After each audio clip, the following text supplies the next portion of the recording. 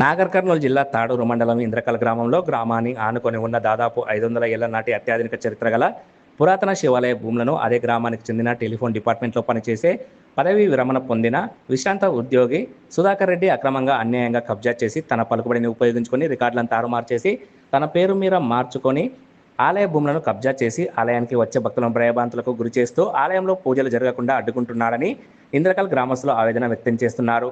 పలువురు గ్రామస్తులు మీడియాతో మాట్లాడుతూ తన ఆర్థిక బలం అడ్డం పెట్టుకుని పోలీసులతో గ్రామస్తులను బెదిరిస్తున్నాడని, ఆలయంలో ధూప నైవేద్యాలు పెట్టడానికి వెళ్లే గ్రామస్తులను అడ్డుకుంటున్నారని, తమ తాత ముత్తాతల నుంచి ఈ గుడి ఉందని, దాదాపు 500 ఏళ్ల పైచిలుకు చరిత్ర గల అతి పురాతన ఆలయమని తమ పూర్వీకులు తమకు చెప్పారని గ్రామస్తులు మీడియాతో తెలిపారు.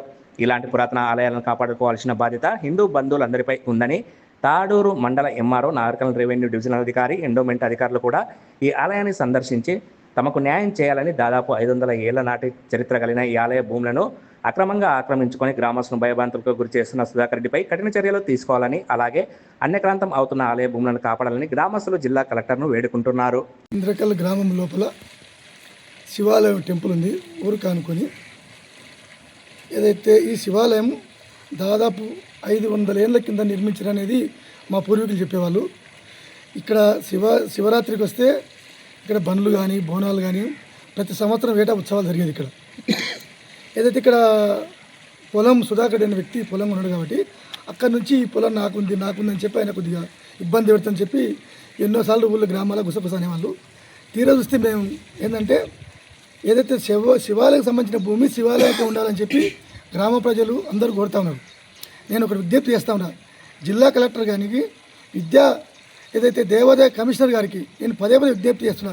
సార్, మీరు గ్రామాన్ని సందర్శించాలి, ఈ గ్రామంలో ఉన్న సమస్యలు మీరు తొందరగా తీర్చాలి. అది ఏదైతే ఈ గుడికి రావాలంటే రోడ్డు లేదు, ఇక్కడ ఎంత గలీజ్గా చేస్తూ ఉన్నారు. ఇక్కడ ఏదైతే లెట్రిన్ కూర్చొని ఈ గుడికి రాకుండా పురాతనమైనటువంటి గుడిని మూసేలకు కుట్ర జరుగుతూ ఉంది.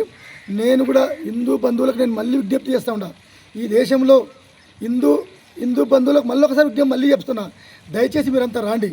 ఏదైతే ఈ గుడిని మనం కాపాడుకున్నాం, ఈ గుడిని కాపాడుకోకపోతే మనకే ఇబ్బంది. అది ఏళ్ళ తరతరాల నుంచి దేవుని నమ్ముతా ఉన్నారు, దేవునికి మొక్కుతా ఉన్నారు. ఏదో శివాలయం ఉందో శివాలయం పూడ్చాలంటే చాలా బాధ అనిపిస్తూ ఉంది.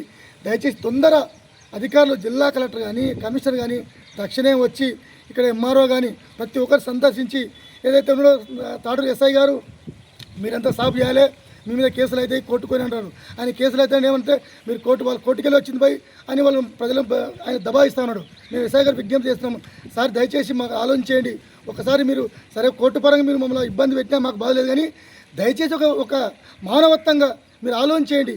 ఈ గుడిని మాత్రం కాపాడాల్సిన బాధ్యత మీకు కూడా ఉందని చెప్పి విజ్ఞప్తి చేస్తాం. ఎందుకంటే ఏమైనా జరిగిందంటే ఈ గ్రామంలో ప్రజలు మేము పెద్ద ఎత్తున ఎక్కడ రాగలుగుతాం, మేము కలెక్టర్తో రాగలుగుతాం, ఆడితో రాగలుగుతాం, ఏమన్నా ప్రతి ఒక్క డిపార్ట్మెంట్ కలుస్తాం. ఏది ఏమైనా ఈ గుడిని మాత్రమే మేము కాపాడుకుంటాం. తప్పకుండా ఈ రోడ్ వేయించుకుంటాం, ఈ గుడిని మళ్ళా పునరావృతం చేసుకొని పెద్ద ఎత్తున ఉత్సవాలు చేసుకుంటామని చెప్పి పదే విజ్ఞప్తి చేస్తూ ఉన్నాం.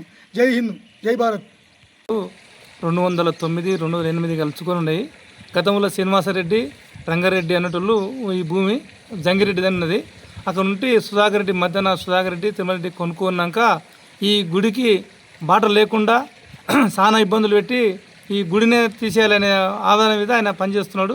అందుకొరకు ఒకసారి మేము 2013లో సర్పంచ్ నేను అయినప్పుడు అట్లా కాదని చెప్పి సాగు చేయించి ఎస్టీవీకి సాగు చేయించి మొత్తం చుట్టుకుంటూ బండ్లు తిప్పినాం.